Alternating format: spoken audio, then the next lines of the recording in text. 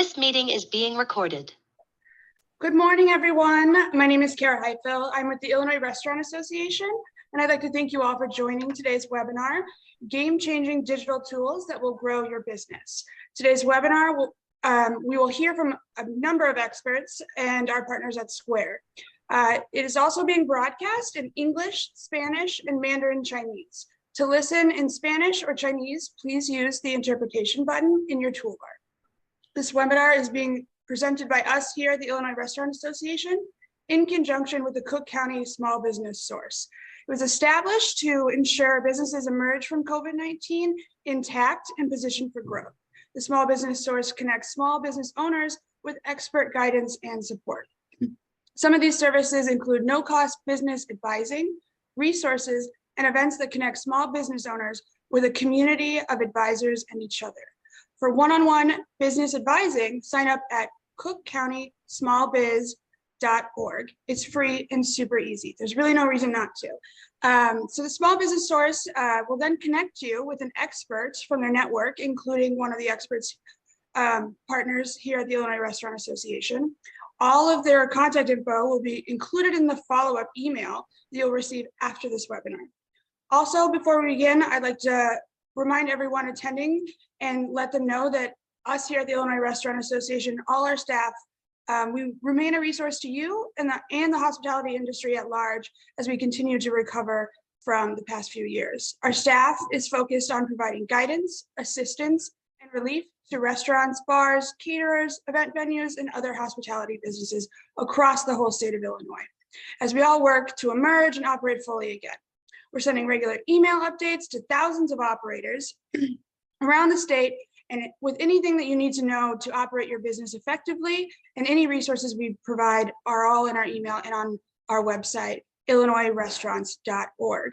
We have a host of different resources that we provide and email updates, including a pro bono legal network and much more that really can help as an asset for you. Now, for today's webinar, you can use the Q&A button in your toolbar to post your questions at any time during the presentation. Or if you see another attendee has asked a question that you like, you can hit the thumbs up icon next to the question so we can use that to get to the most popular question. And I'll be watching the questions coming in, and we'll get to all of them to the best of our ability. And now for the main event, at this time, I'd like to introduce our panelists. With us today are Jonathan Benigoni, Restaurant Product Specialist, and Scott Lobel, Restaurant Technology Consultant, both with Square. Jonathan and Scott, take it away. Thank you so much for having us, Kara. Yeah, it's really a pleasure. We're both very excited to be here today talking to everyone about future-proofing your restaurant with Square. I think that some folks view Square as the tiny little white reader that attaches to your phone. And, you know, Jonathan and I are kind of here to talk to the restaurant operators about all the new technology on the restaurant side of things that can help power their operations. So with that, we'll go to the next slide, please. When we talk about future-proofing your restaurant, we want to talk about and acknowledge the restaurant industry challenge that some of you all might be facing to this day. We'll share some research on key challenges, you know, that you're all facing. We want to talk a little bit more about automation done right. So we'll walk through ways to use restaurant technology to adapt and grow your business, and provide our top tips for evaluating a restaurant technology vendor. And we'll talk about some point of sale workflows that save time and money. We'll share some concepts, examples of ways to leverage your point of sale to streamline your operations. Next slide, please. So staffing challenges, you know, hopefully those are getting better. We've heard, you know, some folks, you know, mention that there are still some staffing challenges that are affecting revenue, fewer covers, increased staff acquisition cost, which has an impact on profit and margins. 73% of restaurants today are saying that they are still experiencing a labor shortage, and restaurants are saying that an average of 21% of positions are unfilled. So we're here today to talk about how technology can help solve that problem. Next slide, please. All right. And for this one right here, for overcoming those staffing challenges, what we have found is that through the pandemic, people have had to learn how to take sales in different channels that they had never considered before. Imagine if you were a fine dining chef's tasting restaurant, and then the city told you at March 1st of 2020, as many of you in this room probably had happen, that they're no longer able to have people in house, right? So now you suddenly have to think about taking online sales. We have to suddenly think about kiosk methods of point of sale. We have to think about taking sales table side. And then we also got to think about ways to maintain our distance across the countertop, right? So with that said, people are going to be using this technology and leveraging it to make sure that once again, we can accept revenue however we can. Machines are never going to replace you and your staff members, but if you're short on people, using these automated tools can really help you to push your operation over that line to make sure that you're able to serve all of your customers. Having those alternatives are key nowadays, we're finding.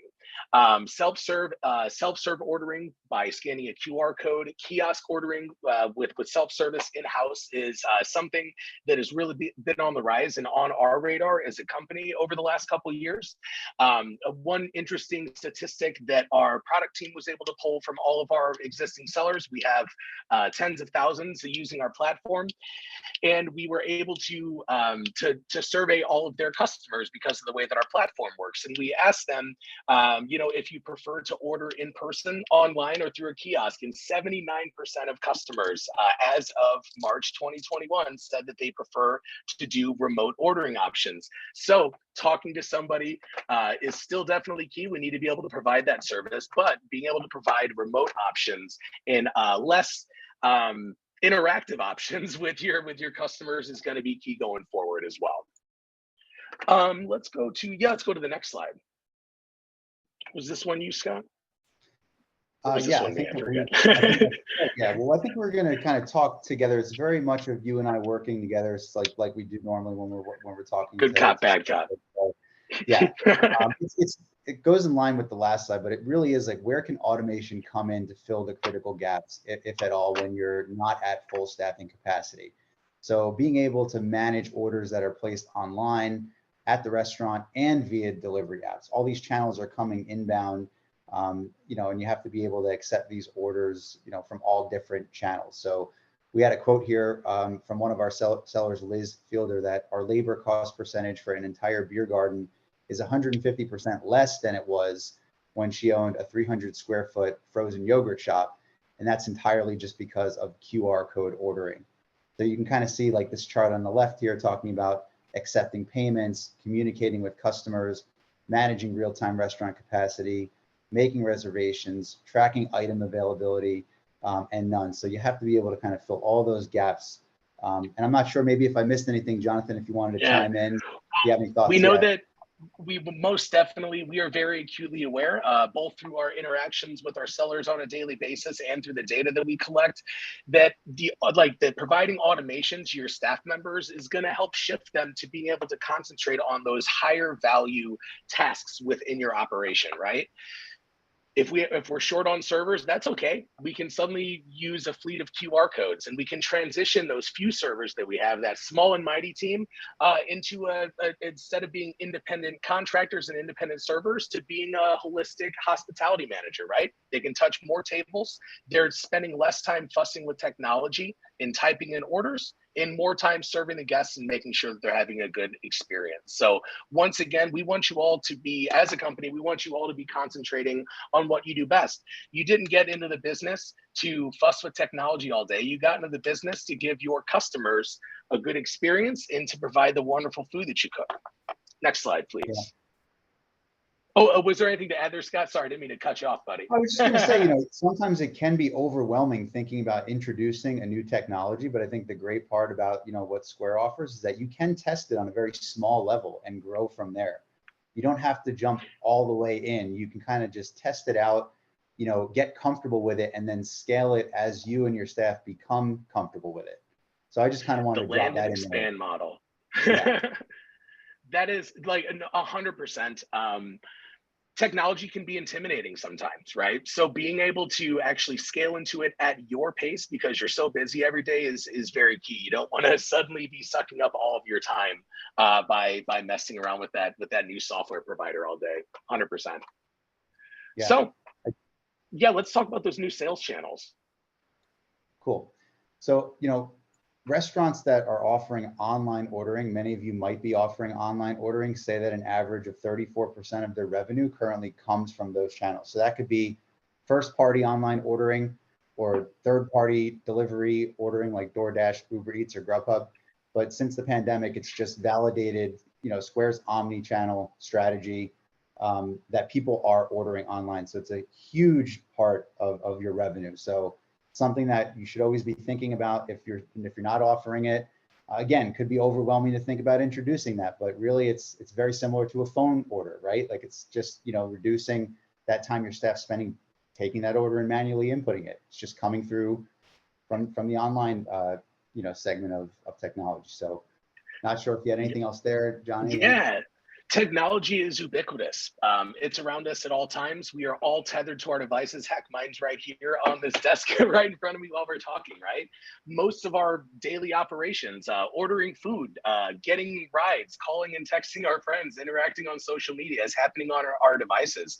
So why can't we squeeze your restaurant directly into people's devices that are in their hands, right?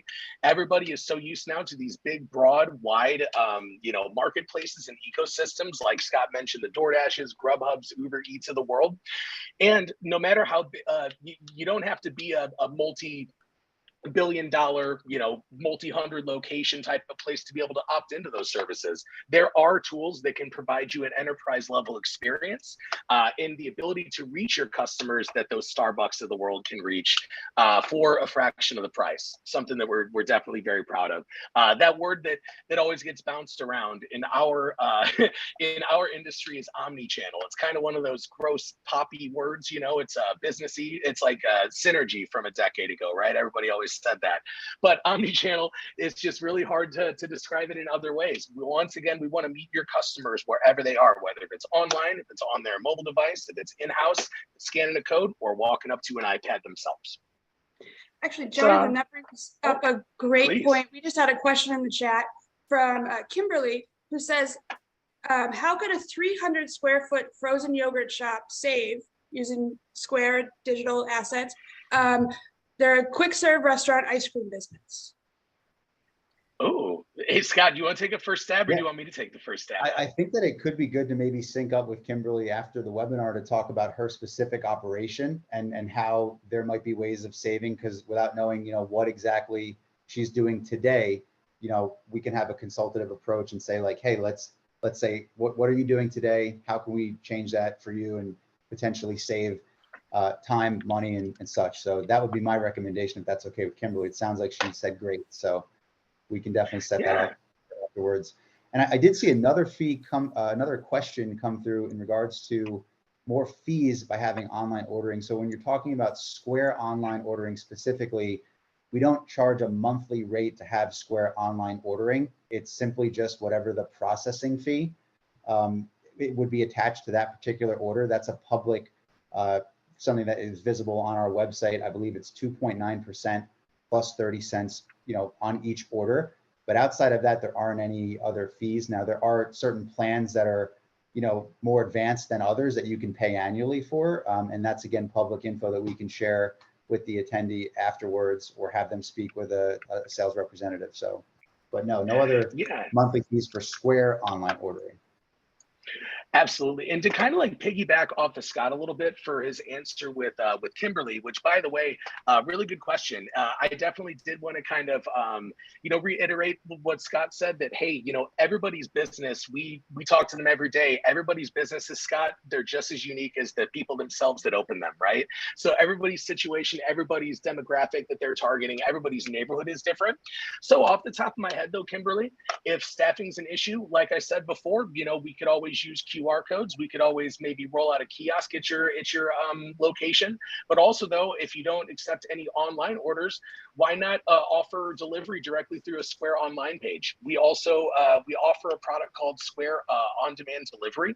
So which means that even if you don't have your own delivery drivers, what you can do is you can kind of skip over all of those extra percentage-based fees and commissions that DoorDash and Grubhub and Uber Eats charge, and you can make it look like you're delivering it. So a customer would go to your site, They click on the items that they want. They say that they want it for delivery, and then you can choose the provider that you want, or you can choose the best applicable provider. And so then that Uber Eats or DoorDash driver shows up at your customer's front doorstep with their frozen yogurt, and everybody is just super tickled, right? Then you've also saved a lot of money because you only pay a flat fee to DoorDash. I believe that it's a $1.50 for those orders, Scott, right? Like That's right. you're more of a pricing guy. Yeah. So in my opinion, I think $1.50 is better than upwards of 18 to 30% of each order. So definitely another really good value prop. Once again, accepting those orders online and being able to accept on-demand delivery partners or no extra fee with us. We are not here to BS anybody. Like Scott said, it's all public info. We show exactly what it is, one flat rate. And one thing that we really love to stand behind is that we don't make anybody sign a contract. It's really, really difficult to find a merchant processing company and a point of sale company for that matter, that's not going to require you to get into a long-term commitment. To me, I always hate to throw shade here, but it feels to me whenever somebody's forcing me to sign a contract that maybe they don't have all of the security in their product in the world, right? Maybe they're not so confident about the solution that they're offering. Maybe it's just a bunch of smoke and mirrors, right? So our job as a company is to earn your business every month because you can take your iPad and you can up and go to wherever you want afterwards. So once again, another big value prop that me and Scott are humbly bragging about throughout this presentation. So now I think that pretty much hits it for like the new sales channels. So guys, the idea here, making sure that you can once again reach your customers in their devices, on their laptops, in person, or if it's a self-serve type of station. I think I think we did have another question come in. I do think it kind of correlates with what we're talking about now because it shows like the opposite side, which TJ is asking about in regards to all of this for quick service and it working for maybe he mentioned Gen Z, like for QR code ordering. He's curious about the correlations with like a full service, full service concept. How is Square working for that? And I think Jonathan, like you've had experience working in that scene. So I'd love for you to, paint a picture of the full service aspect of it. I know that we were at the show in Chicago in May and we had our whole setup there and a lot of operators were kind of impressed at what we could do. And they didn't necessarily know that Square offered that. So I think this is a perfect time question. And maybe then we can get on to the next slide. Most definitely. Yeah. Like Scott, thank you for holding me accountable with that chat. ADHD kid here. I need to be guided sometimes. With that, TJ, first of all, great question there. So with Square, that is a common misperception that Scott and I deal with on a daily basis. Like Scott said, one of his first things during the presentation here, he mentioned that people always perceive us as a little white reader. Oh, that's for a coffee shop. Oh, that's for a candy shop or whatever, something that's simple for countertops. That's not the case. With Square, we support businesses no matter how big or small they are, no matter if it's quick service or full service or a mixed use case. So if you are more of like a polished kind of casual full service concept, TJ, we offer features like a full-on table map. We offer things like very variable displays, being able to have our lunch and dinner menus separately. We provide coursing, seat numbering, the ability to move tabs, transfer items between them. So all of those full service features that you would come to expect from a point of sale to operate that. I kind of jumbled up at the end there, but Scott, was that clear? Anything to add there? That's perfect. And if you're signing and tipping on a traditional paper receipt, we have that option as well. If you're not a fan of like the table side, they hand you this device and you sign and tip right there. You can absolutely operate as a fine dining establishment or more of the traditional, black tech book, traditional paper. So these are just options, right? You have a lot of options when it comes to how you want to operate with our products. Yeah, you're always going to know your business better than we will, right? So our job as a company is to provide you with all the hardware and software solutions necessary to be able to meet those customers wherever they are or however they are. And TJ, I agree with you. Like Gen Z is going to be a lot more receptive to scanning that code and placing the order themselves. But yeah, you get 85-year-old Gerald from down the street coming in. He might be a little bit more reluctant to do that. Luckily, because we do truly have an umbrella holistic style point of sale solution to our seller's operation. That means that if somebody is adverse to taking a QR code payment, why not take it on an iPad with a case on it and reader connected? Why not use a mobile device like so to be able to take that payment? Heck, even print out a check from one of our handheld terminals. So you still mix that more tech forward approach along with the traditional style of payments, because admittedly, especially in the States, because we still allow signing and tipping on a paper copy, I think it's something that the that the industry in the United States still hasn't fully caught up with yet. If you're going to a fine dining restaurant, you're sitting down for that $85 steak, it still does kind of feel weird to have somebody standing there with the device while you're trying to carry on a conversation with your wedding party or whatever, right? So sometimes being able to have that flexibility of dropping that check in certain situations, but then maybe they have a complicated split, maybe bring over that device for them to be able to split it up themselves and to take payment however you need. Once again, all the tools necessary to run the business, no matter what the type of food and beverage concept. Thank you. Very Perfect. long-winded answer there, but hey, there's a lot of angles. TJ, I want to commend you again on the very thorough question there. Did we touch on everything? Yeah. We touched on Gen everything. Z. That was it. You also touched on this a little earlier when you were speaking about just kind of meeting your customers wherever they are, right? Like, so just get discovered by more customers and reduce the friction of placing an order. I always like to have you imagine, like, for a second, I know you're so focused on your current operation, but what's it like when you're a customer, right? If you go and you purchase something, think about that. Think about the ease of the transaction. What does it look like, right? Is it big, clunky looking, kind of older school thing, or is it nice new technology that's out there today? So I always like for folks to step back a second, think of it that way as they're evaluating a new change at their own restaurant. Absolutely. And Scott, we keep on now we're getting synced up here because you were talking about reducing friction. And that's something that we really pride ourselves on as well. Admittedly, we did start in the quick service space, right? And so our name of our game for the first few years that our company was open, that we were actually, suddenly powering full businesses, were spent with quick service. And so we had to compete. And so what we've done is we've created a super seamless solution. If there are certain steps within a sale that are too much, that add too many steps to it, we can shave those off by altering the settings. We can change the behaviors of your items to where we maybe skip over the modifiers and the notes to make it a one-click entry into a sale. There's so many little small behaviors that you can learn and then fold into your daily operation that can really help you to save labor by the end of the year.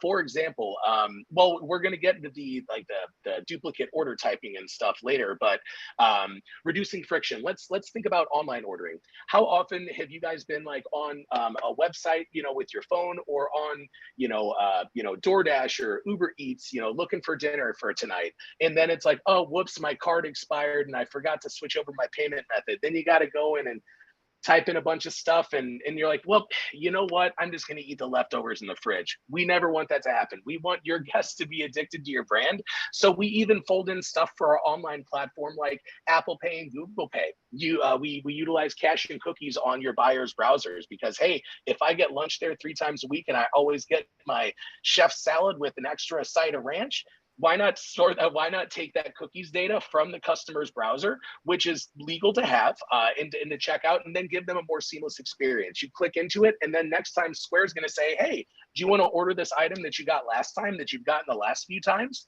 Go ahead and add it to the order. Then those modifiers will be pre-selected. So we want to cut off as many steps, not only for you as the end user of the software itself, but also for the payer, like for your buyers that are coming in or ordering online. Great. I think we could go to the next slide. Yeah, let's do the next slide here. So let's go ahead and step back in time a little bit here too. So what you guys are looking at right here, this really jumbled up, chaotic picture is basically what is necessary to be able to run a business, right? We have our online ordering, we have our third-party marketplaces, in-house point of sale, kiosks, payroll, scheduling, team permissions, inventory, purchasing, ordering, all of those important details that are literally your day-to-day life. Normally, in the past, what you had to do is you had to paste together a bunch of solutions. We actually take a platform approach to our development. So instead of being a bunch of whitelisted services that are kind of sewn together to make it look like it's a cohesive solution.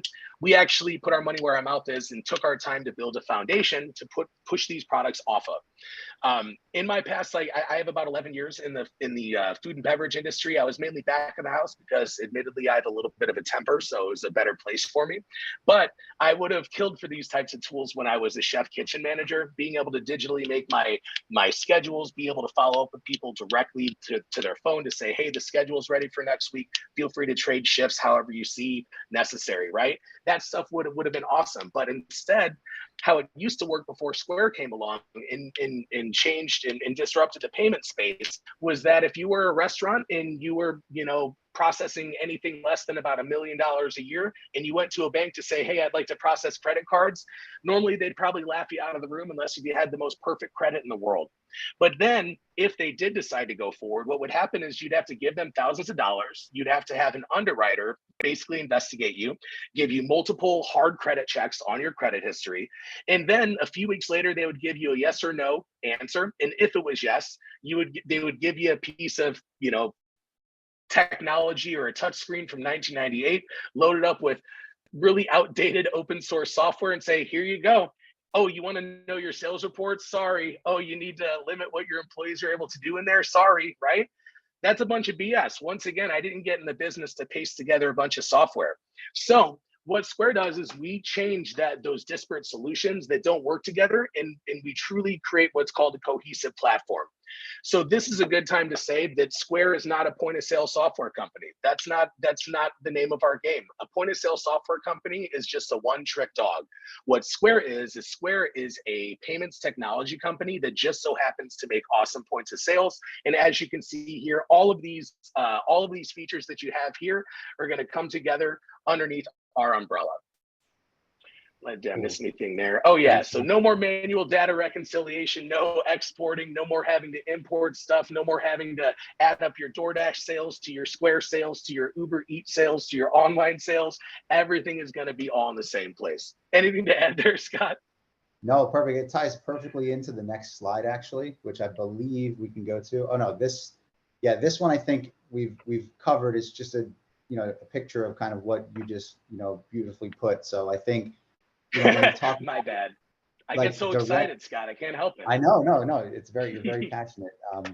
So like direct third-party order injection, which Jonathan was kind of reviewing, all of your orders going into your point of sale, without that duplicate order entry, the real-time reporting across all of your sales channels, right? You don't have to worry about, getting something from another area. Your accounting can be in all one place, and your point of sale is truly just the single source of truth. So I do think the last 3 slides kind of talk about kind of pulling it all together, not having to work with several different vendors. Really looking. Let's real quick though. Let's real quick talk about those duplicate order entries though. Can we go back one more slide to like the little colorful one in the circle? So the duplicate that one, yeah.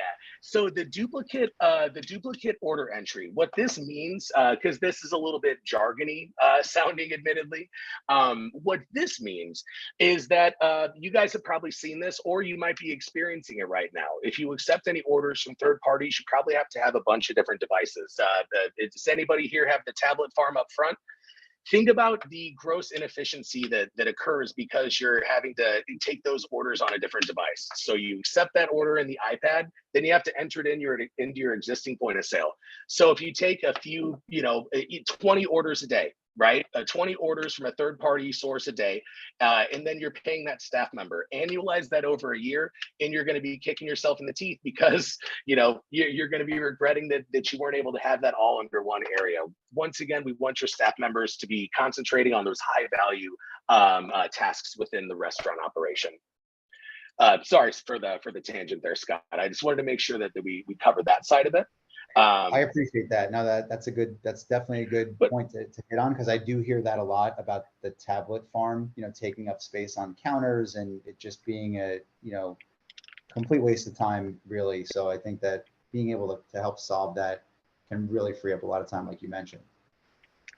And I think that this will be a good time too, like, unless you have anything else to include about this particular slide. I think this will be a next one. The next slide is going to be a great time to talk about evaluating the tech partner. So, hey, we know that once again, learning new technology is like learning to brush your teeth with your other hand. It just feels weird.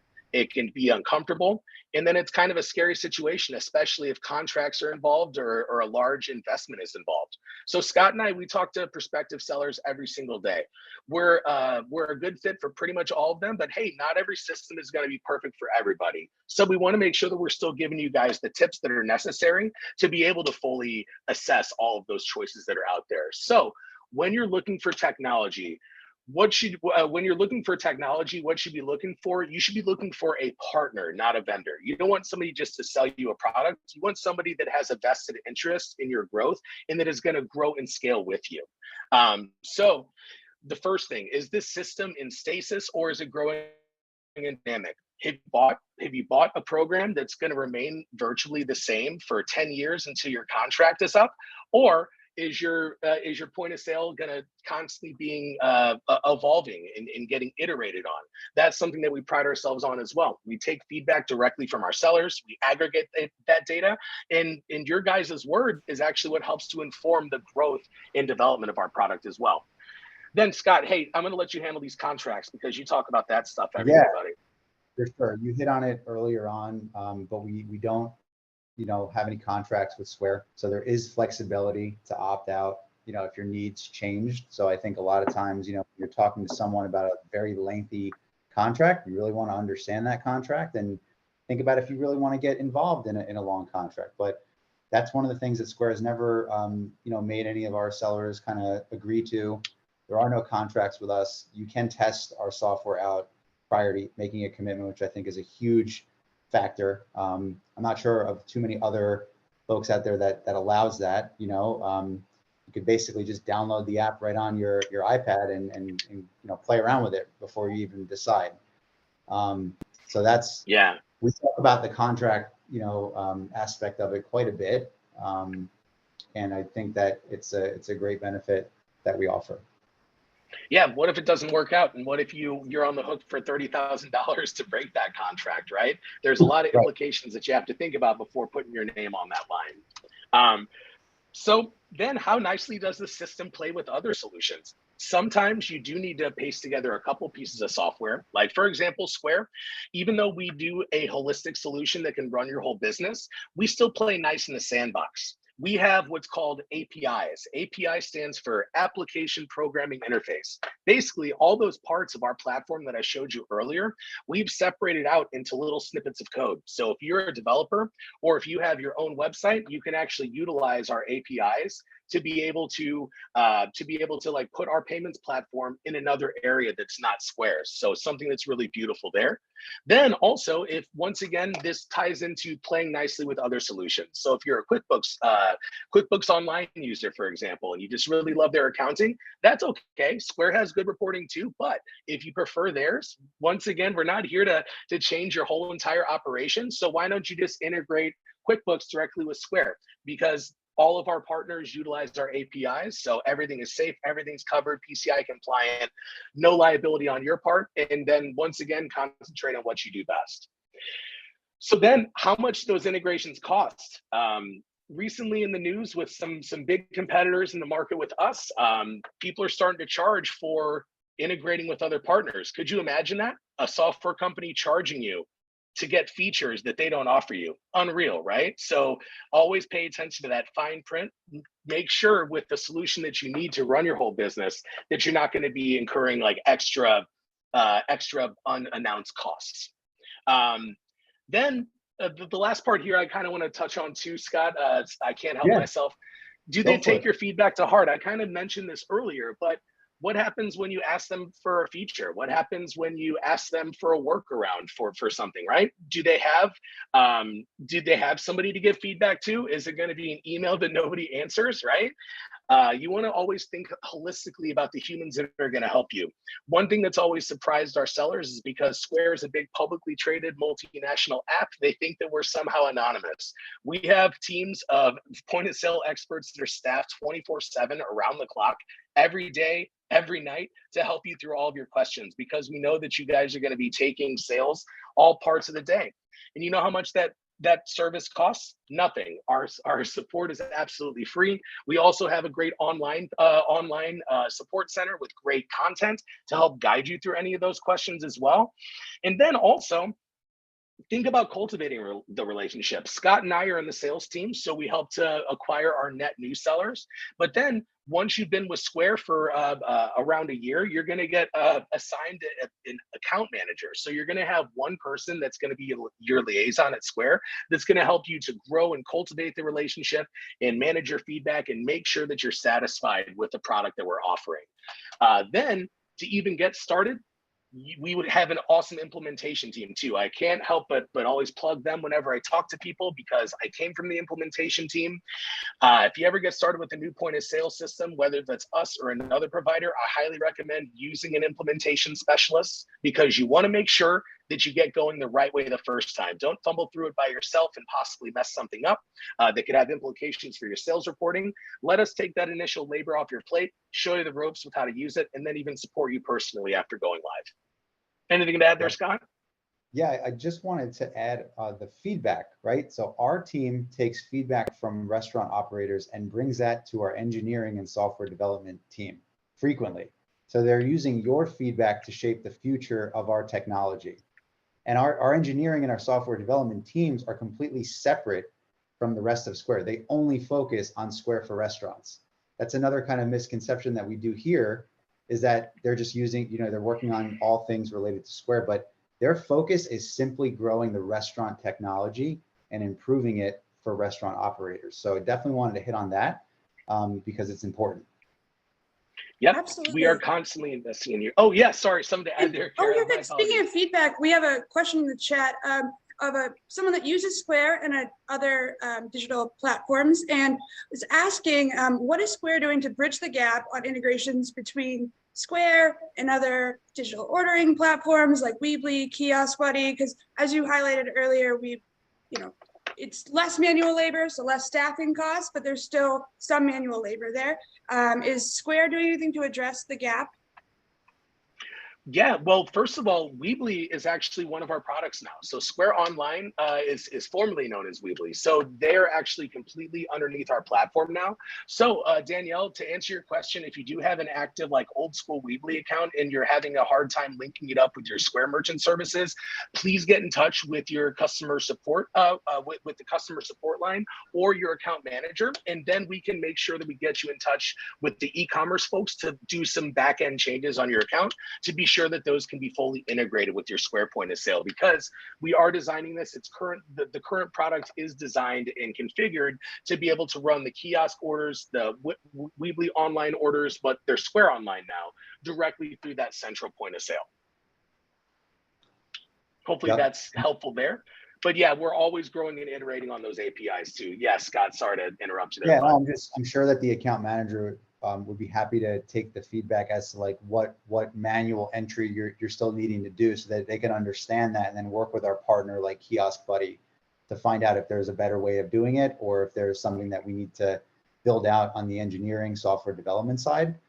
So I definitely second Jonathan's, get in touch with either customer support or your account manager to talk through that. Yeah. Hey, and admittedly, sometimes too, we do have a very easy to use intuitive system, but we always want to be honest. Sometimes it can be deceptively simple too, because things are folderized. We try to make our views on our websites look very, very simple, very light. And so sometimes we move things around too. So this might be a good opportunity as well to even have an optimization call with one of our implementation specialists, just like a short call to really kick the tires in your account and be sure that all those little loose ends are tied up and that the whole operation is working as designed. Cool. And I think we're getting to one of the last slides here. We can go to the next slide. So there was a question in the chat that asked what other benefits you might receive if you're a member of the Illinois Restaurant Association if you use Square. So we do have a form here that you can contact us to set up a chat after the webinar, but you'll receive free menu setup services and you may also be eligible for 1 year of Square KDS, so Kitchen Display Screen, 1 year of Square Online, 3 months of Square Payroll for free, dedicated one-on-one onboarding support, and then we're going to cover the first $25,000 of your sales, the payment processing of that. So that's roughly between $250 or $300 value or so. If you decide to move forward with Square, if you feel like it's a fit for your operation. Yeah, and just to clarify once again, we pride ourselves on our transparency. The $25,000 in transactions is the sales that are processed through your point of sale. It won't be $25,000 worth of the transaction. So like Scott said, $250, $300. Right. I mean, All I right. love how you highlighted that that Square doesn't make you sign like your life away on a contract, because you got to earn your business every month, and restaurants know that all too well, that they have to earn business every hour, every meal, every day. So that's great. Yeah. And then we have another question in the chat, trying to get a hold of a specific Square representative, and just want to remind everyone, we'll reach out to this person directly, the Square team, and all the information and contact information directly will be sent out after this webinar. Yeah, I just saw Michael's there too. So yeah, we can make sure that we get you in touch with our account management team so that they directly reach out. Hey, we definitely do our best to touch every single account that goes through, but every now and then things can slip through the cracks. So we're definitely very sorry if you had a bad experience with that. So we'll make sure that we make that right for you. Great. Sure. And then I also, if feel free to add other questions in the chat for the attendees. I also had a few questions that come up from our members in the past. Yeah. How long does it generally take to fully integrate a new digital tool such as Square into your business? Yeah, Yes. I can take that one just because I do come from an implementation and support background here at the company. So if you are going to be like a full service or like a multi-location quick counter service style restaurant, onboarding to Square, like if you have multiple locations, a little bit higher complexity, what we want is about 2 weeks to get fully onboarded, because we're going to have to get all your menus. So we're going to have a consultation period to make sure that we build those menus the way that you want them, like that we discuss your modifiers and everything like that. It takes a day or two to get that done. We can get it done quicker a lot of times too with some of our automated tools. If you want to just import like an existing DoorDash menu, we can do that now too. So there are ways to cut corners. But once we get that menu built, we teach you the back end, we teach you the front end, and then we even support you personally, for a week after going live, and then you'll go through our general support line after that. But about 2 weeks on average, but with my past on implementation, I've been able to get somebody up and running within about 24 hours, which is beautiful. That's one of the beautiful things about our platform, is because we are the merchant of record, because we are the payment provider, because we are absorbing all the risk for that, there's not all that extra red tape to like get the underwriting, to get the merchant services agreement created. You can just kind of type in your info, get your account created, plug and play and go. So that was one of our big selling points here. So as quickly or as slowly as you need, whatever pace you need to get going, we got your back.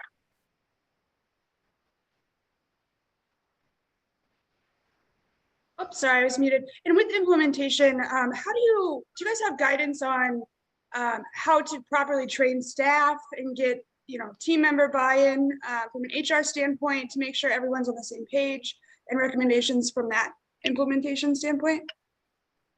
Yeah, Scott, I can take this one again, unless you lived on the implementation team for so long, so you've seen it. You've worked in the restaurant. I feel like such a conversation hog. Yeah. No, that's totally fine.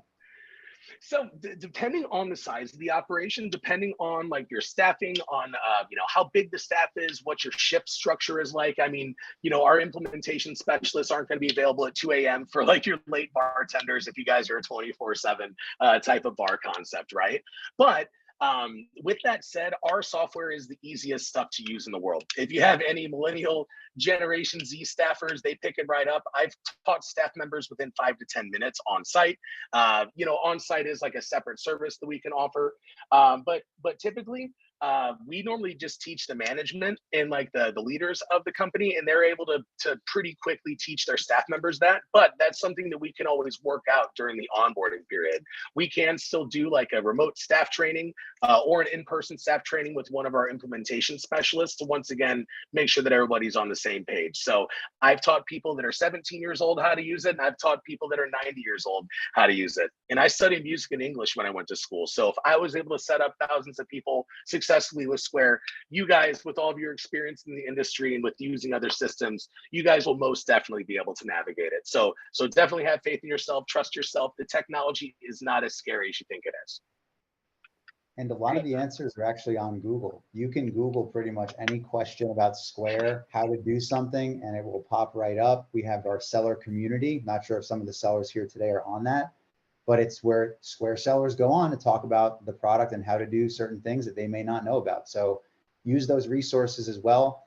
And you can just find a lot of great answers there too. Yeah, and on the topic of the future of restaurants, how have you guys, from the Square perspective, seen the pandemic change the nature of how restaurants need to operate and consumer demands? You briefly touched on more digital demands, but is there anything else you can touch on about the future and where you see the future of the restaurants going from a digital perspective? Yeah, I'll start, and then John, I know you can chime in. One of the things I don't think we really talked much about was like our kitchen display system, right? Like removing that paper aspect of the back of house, right? So we have the kitchen display screens now that are just available on any iPad that you can kind of download that on there and remove yourself from, those printed receipts if you want to save, the environment, save money on paper. And then again, back to online ordering and a lot of other, digital ways of kind of removing and changing the way a customer is going to order. But I know you have some stuff to add, right? So. Oh yeah. Well, no, like I always got something to say, you know me. But with the pandemic, I mean, with inflation, we saw people's cost of goods soaring. We saw inflation soaring because we are touching millions of businesses on a daily basis. We have the data to show like kind of the health of the economy. We're kind of a proxy that way. We saw people diversifying their offerings. We saw people suddenly actually assessing cloud-based solutions like ours for the first time in their entire business because of the flexibility that we offer. These people were so entrenched with Micros. I've had it since 1997, since they released the software, and I've never changed because they made it the exact way that I wanted it to, and it's not broken, let's not fix it. Then once margins got shorter, and things got a little bit thinner out in the economy, they suddenly started realizing all the extra fees that they were paying, PCI compliance fees, gateway fees. Scott, what are some of the other fees, the BS fees with credit processing? Like there's a whole list of them. There's like a deposit fees, right? What else is there? I mean, EMV, PCI compliant fees. Yes. There are monthly fees for certain credit cards. If you've ever looked at your credit card statement, which I do urge you to just take a look and just get a check on what your actual blended processing rate might be. We do statement analysis also. Sellers send us their statements. We have a tool that we plug everything in, and we can actually show you, well, you're actually paying this percentage if you roll all of the fees into it. So, and some folks aren't aware, right? And it's just like there's a laundry list of different types of charges. Interchange this, interchange that, different cards, Chase Sapphire, Chase Preferred, Chase Business, Amex, right? It's very confusing, very confusing. That's, one thing we didn't touch on is just like our flat rate structure across all credit cards, which folks seem to like because they know exactly what they're paying. They can see that in their dashboard every day, right? So it's very transparent. And there aren't any other really hidden fees attached to it, and no chargeback fees. So there could be a lot of fees depending on the merchant processor. It just depends on which one.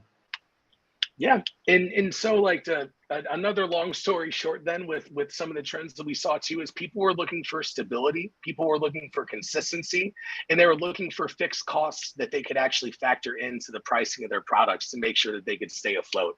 Having good transparent fee structures, having a really good knowledge of exactly what you're paying before it ever happens is a really good way to make sure that you're not going to be like overextending yourself as you're trying to run your operation. Then also, not to mention, we have little hardware promotions here and there. We always figure out ways to spice up the pot and to incentivize people to come our way to chat about the point of sale. Yeah. Yeah. I mean, accepting credit cards is a necessary thing for all businesses, especially restaurants. And there's I must add that there's a recent bill introduced in Congress by Illinois' very own Senator Dick Durbin called the Credit Card Competition Act. And we'll send out more information if you subscribe to Illinois Restaurant Association's emails and how to best advocate for that, so it's more competitive and less of a variable as you check those credit card receipts. Yep, consistency is key. Absolutely. Did you guys have anything else to add before we about run out of time? Gosh, we could go on No. for hours, but I think we gave a good little taste of what we can do. Yeah. Absolutely. Yeah. So like I said, we're about out of time. And I'd like to thank everyone, all the people that participated in this webinar and attended, especially Jonathan and Scott from Square. I'd also like to thank the Cook County Small Business Source for all of the continued efforts for resources, information, business advising, free pro bono legal work, and all the small business support that the Cook County Small Business Source provides in conjunction with us at the Illinois Restaurant Association. And a quick reminder before we wrap up is after this webinar, we will send out more resources. This entire webinar, the recording, the slide deck, and contact information for everyone at Square. I'm sure they'd love to give you a demo and work with you directly after this, and encourage you, if you're not an IRA member, to become one because of the benefits highlighted earlier. So thank you so much, everyone, for attending, and be on the lookout for more resources after this webinar. And everyone have a lovely Thursday. Thank you so much for Thank you having so us. much, Bye, Karen. everybody. Bye, y'all.